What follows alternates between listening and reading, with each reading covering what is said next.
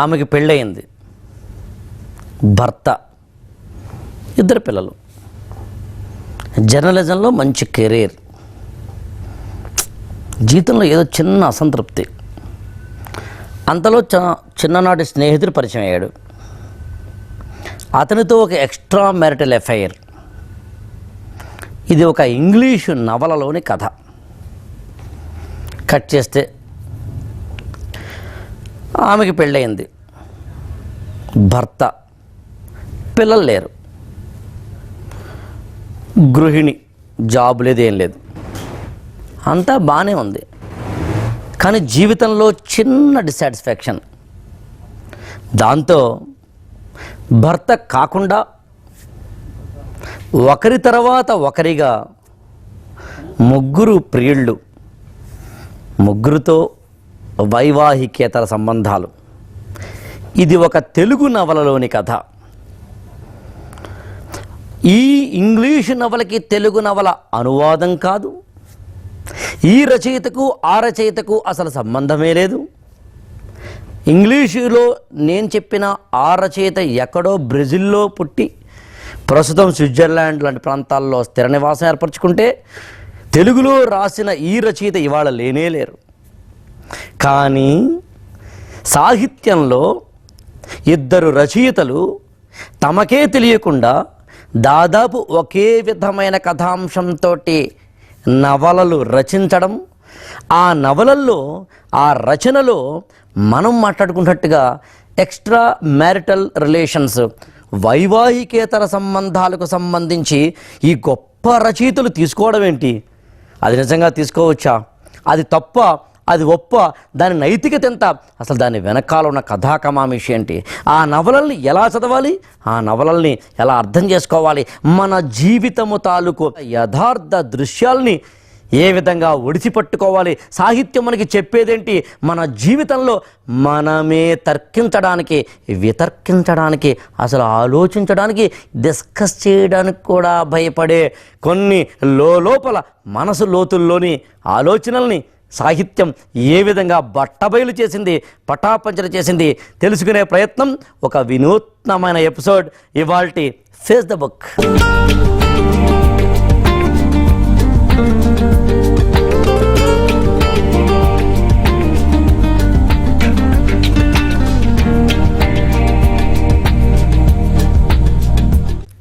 పాలో కైలో. ఈ పుస్తకం పేరు అడల్టరీ.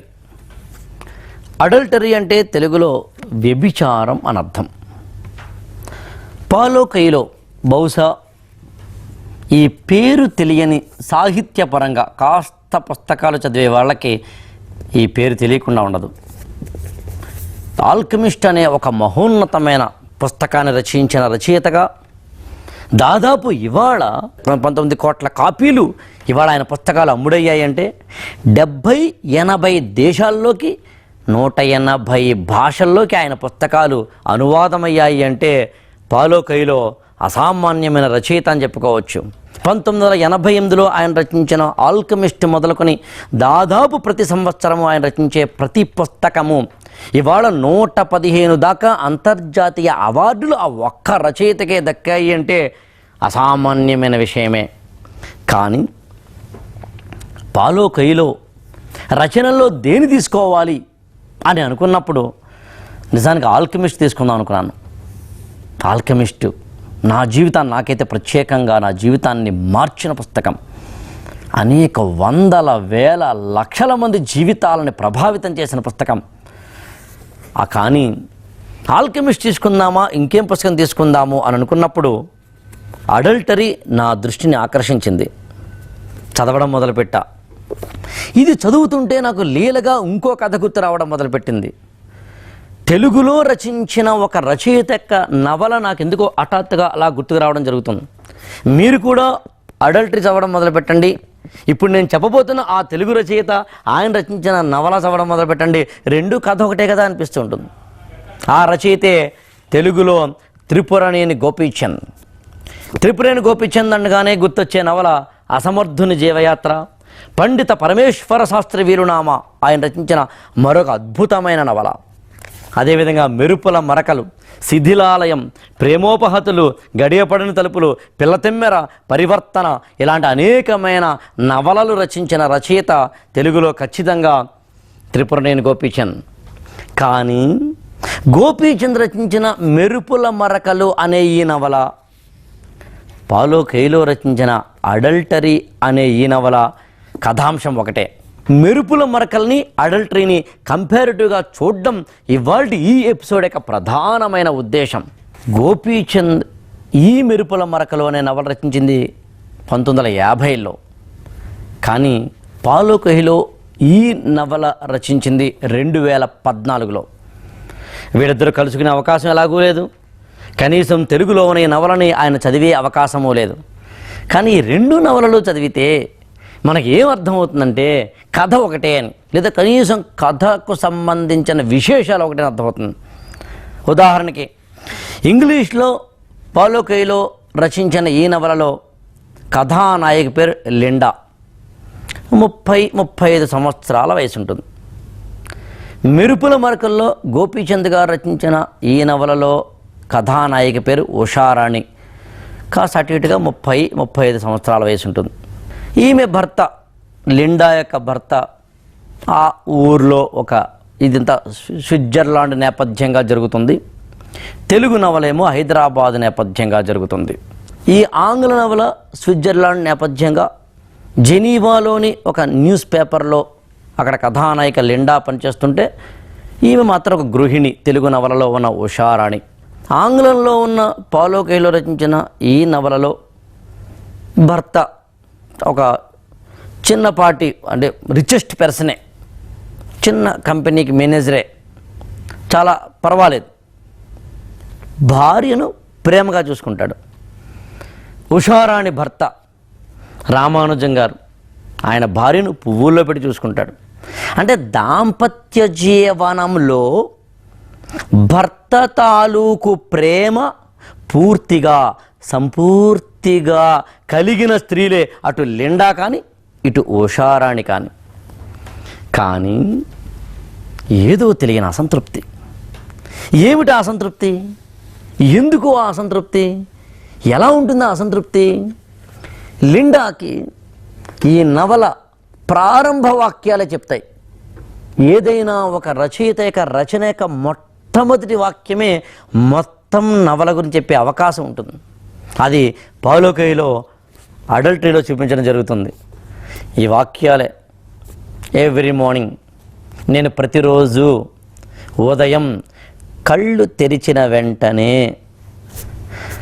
తెల్లారిందా ఇంకొంచెం సేపు పడుకుంటే బాగుండు అనిపిస్తుంది నాకు అని అక్కడ ఒక పదం వాడతాడు పాలో కైలో. అదేంటంటే the so called new day. మనం అనుకుంటున్నాం కానీ కొత్త రోజు అని. ఆ కొత్త రోజు ఏమీ లేదు.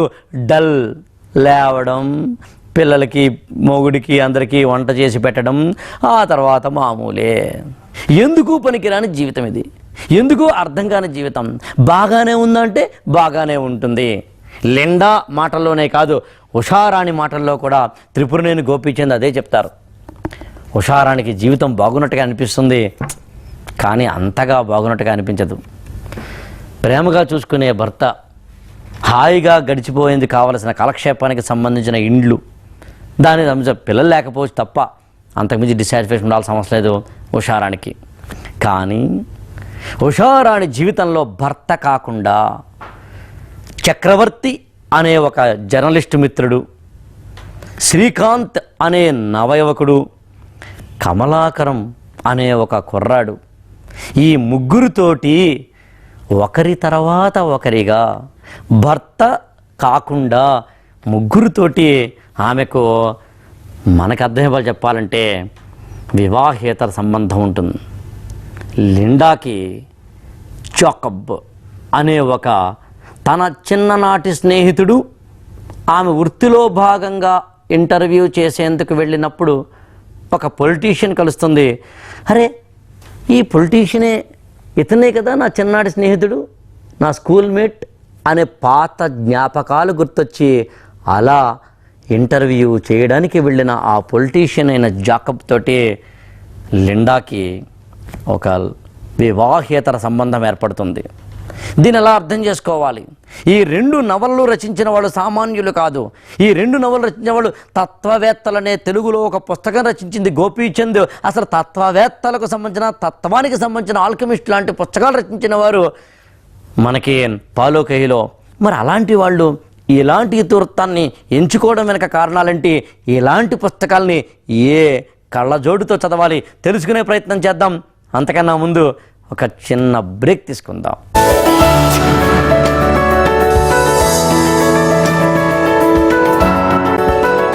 సిగ్మండ్ ఫ్రాయిడ్, ఆడ్లర్, యూంగ్ లాంటి రచయితలు అని ముఖ్యంగా లాంటి మనస్తత్వ శాస్త్రవేత్తలు అందించిన సిద్ధాంతాలు కొన్ని సాహిత్యాన్ని అతలాకుతలం చేసే కాస్త అటు ఇటుగా 19వ శతాబ్దం చివరిలో 20వ శతాబ్దం మొదట్లో.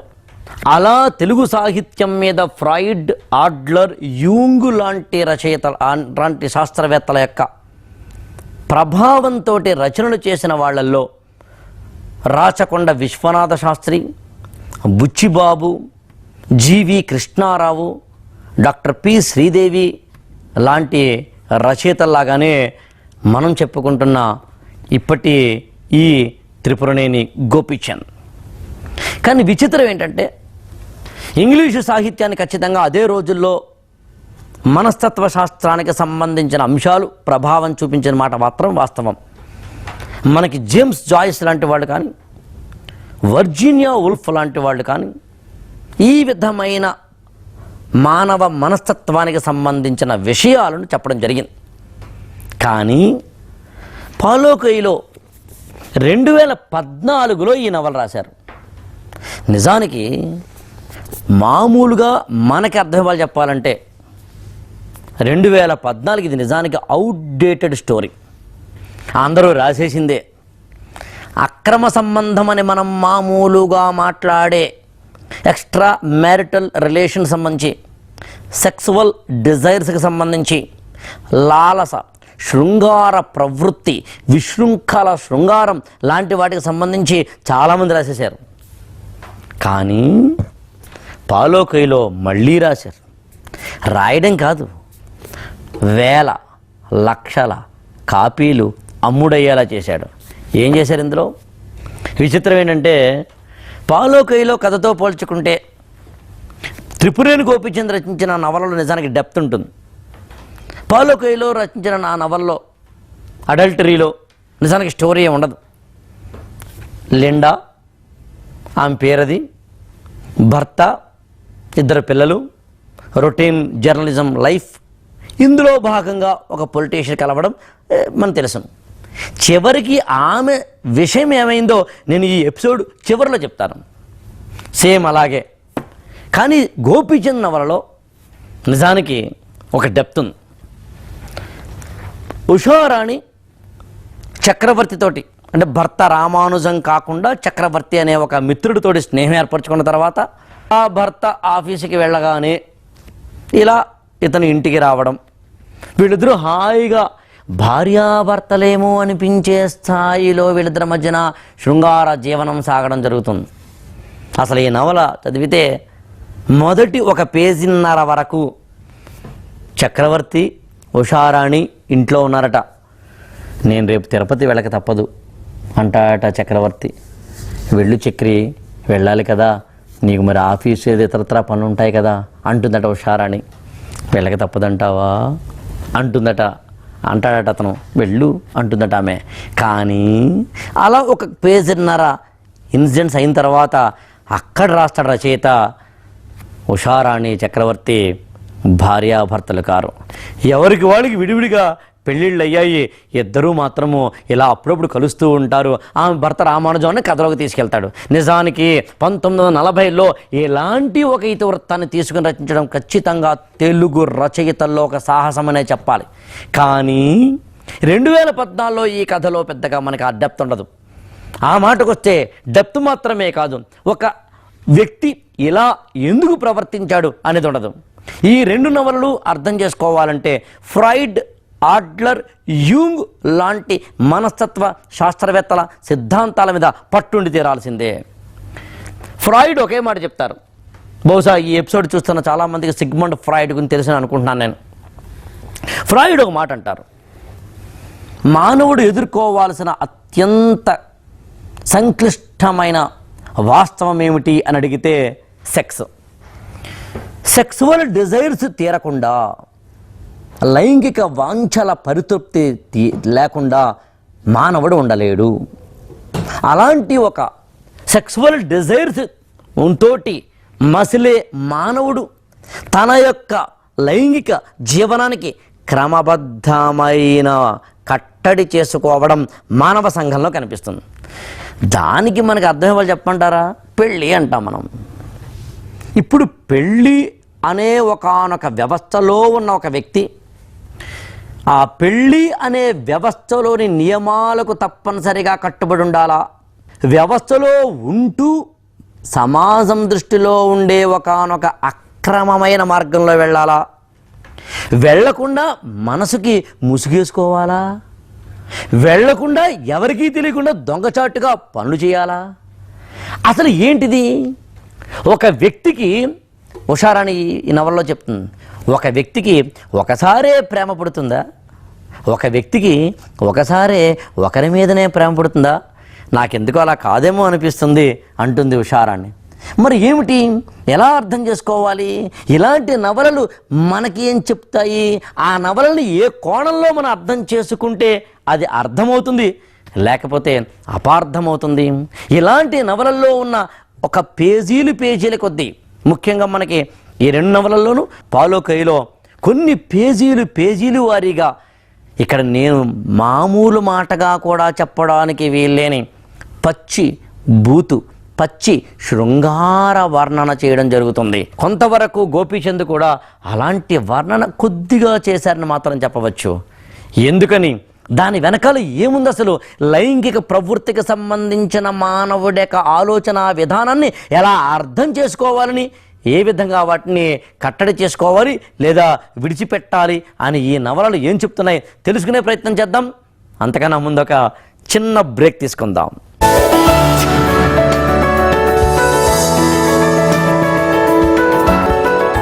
మనందరిలోనూ లోపల ఇంకొక మనిషి ఉంటారు. లోపలి మనిషి, ఇన్సైడర్. పై కనిపించే మనిషి వేరు, లోపల ఉన్న మనిషి వేరు. కాకపోతే మనందరి లోపల బయటకు కనిపించకుండా ముసుగేసుకునే ఒక వ్యక్తికి సాధారణంగా ఎక్కువగా ఉండే లక్షణం లైంగిక ప్రవృత్తి. ఇది ఫ్రాయిడ్ మాట. ఉషారాణి లేదా లిండా ఈ రెండు నవలలో ఉన్న కథానాయకులు ప్రతి ఇన్సిడెంట్లోనూ తమను తాము వేసుకున్న ఒక ప్రశ్న ఏంటంటే, నాకు పెళ్ళయింది, భర్త ఉన్నాడు, మరి ఎందుకు ఇంకొక పురుషుడి పట్ల నా మనసు వెళుతోంది?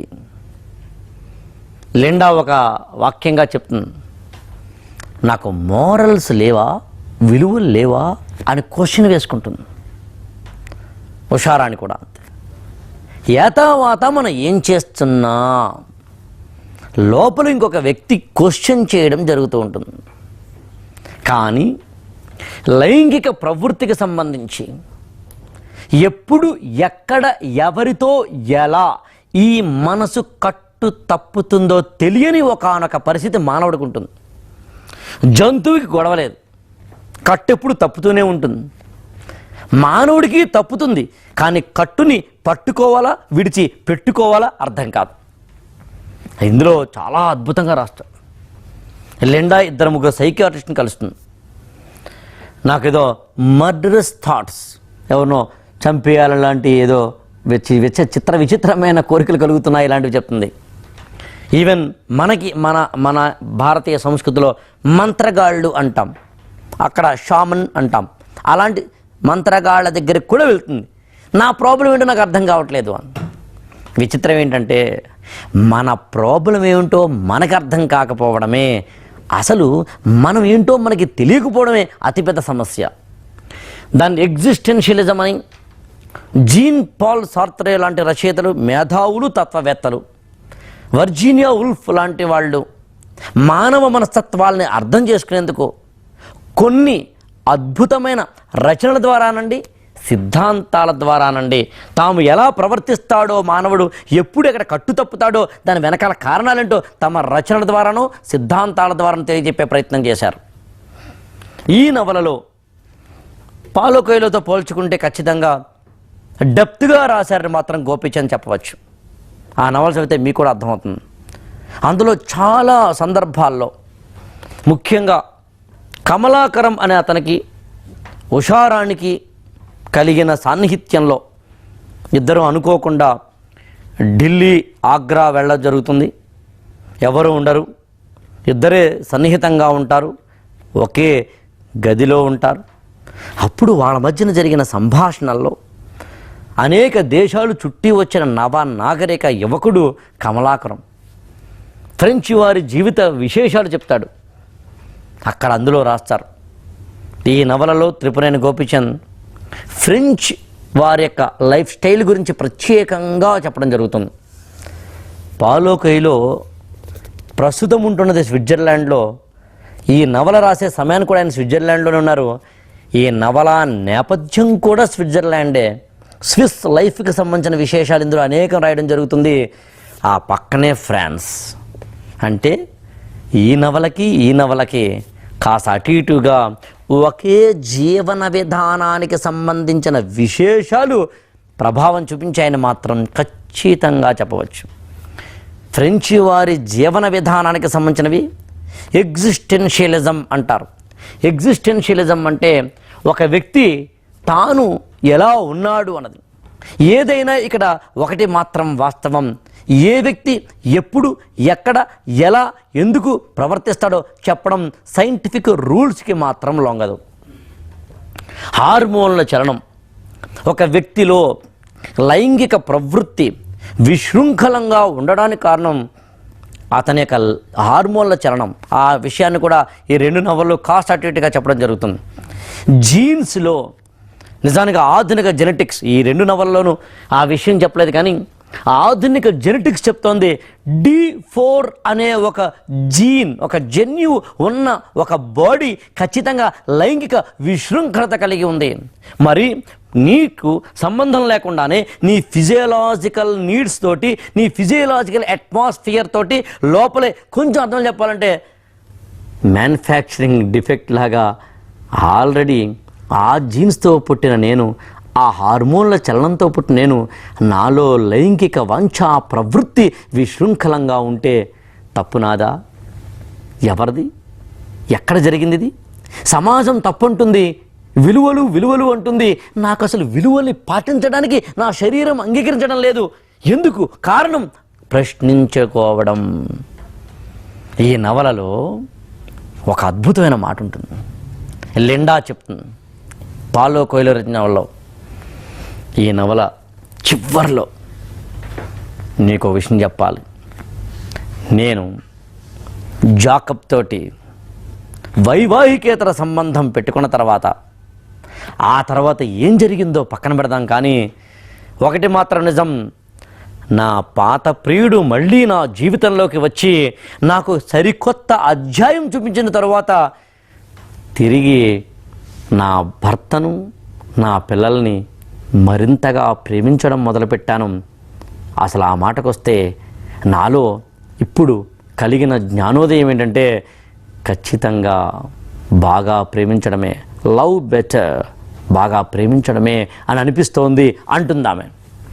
కానీ తెలుగు నవల అయిన మెరుపుల మరకల్లో ఇంకొంచెం అడుగు ముందుకు వేసి, తన భర్త కాకుండా 3 ప్రియులతోటి గడిపిన ఉషారాణి వివిధ సంఘటనల్లో జీవితంలో అడుగు ముందుకు వేసి, ఆగ్రా నుంచి హిమాలయాల్లోకి వెళ్ళి అక్కడ తపస్సు చేసుకున్న కొంతమంది స్వాములను కలిసి, ఆ తర్వాత జ్ఞానోదయమై తిరిగి హైదరాబాద్ వచ్చి తన భర్తను పక్కన కూర్చోబెట్టుకుని ఆయన ప్రత్యేకంగా 2 రోజులు లీవ్ పెట్టమని ఇంట్లో కూర్చుని తన భర్తతోటి, ఏమండి మీకు రహస్యం చెప్పాలి, దాదాపు గత 12 మన యొక్క మ్యారిటల్ లైఫ్లో, వివాహ వయస్సులో ఒక చిన్న తప్పిదమో ఒప్పిదమో నాకు తెలీదు, ఒక వాస్తవం, ఒక సత్యం మాత్రం జరిగింది.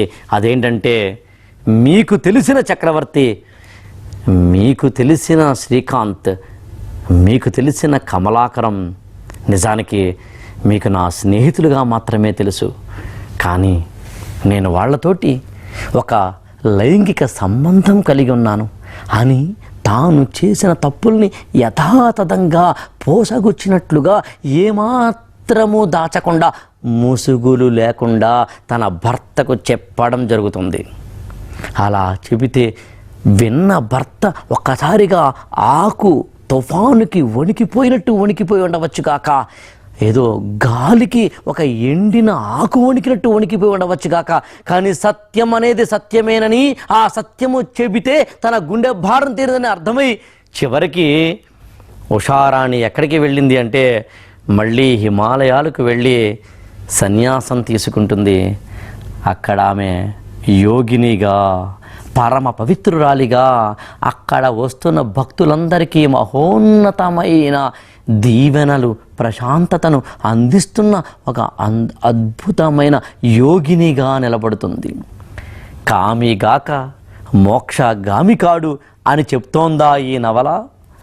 ఇక పాలోకైలో నవలలో చివరి వాక్యాలు ఈ వెనకాల పేజీలో ఉంటాయి.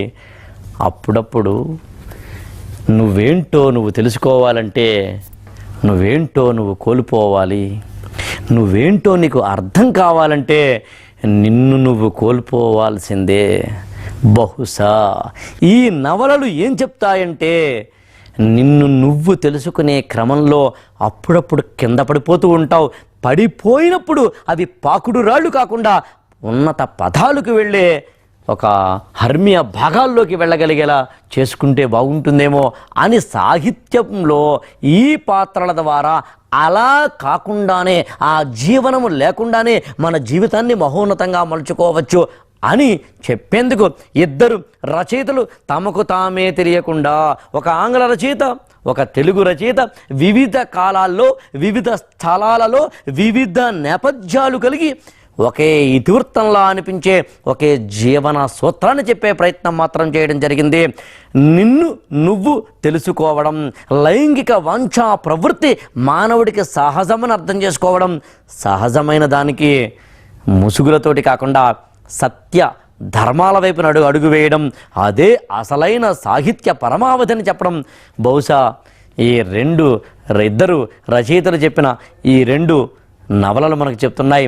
మరో పుస్తకంతో మళ్ళీ కలుద్దాం. అంతవరకు థ్యాంక్ యూ సో మచ్.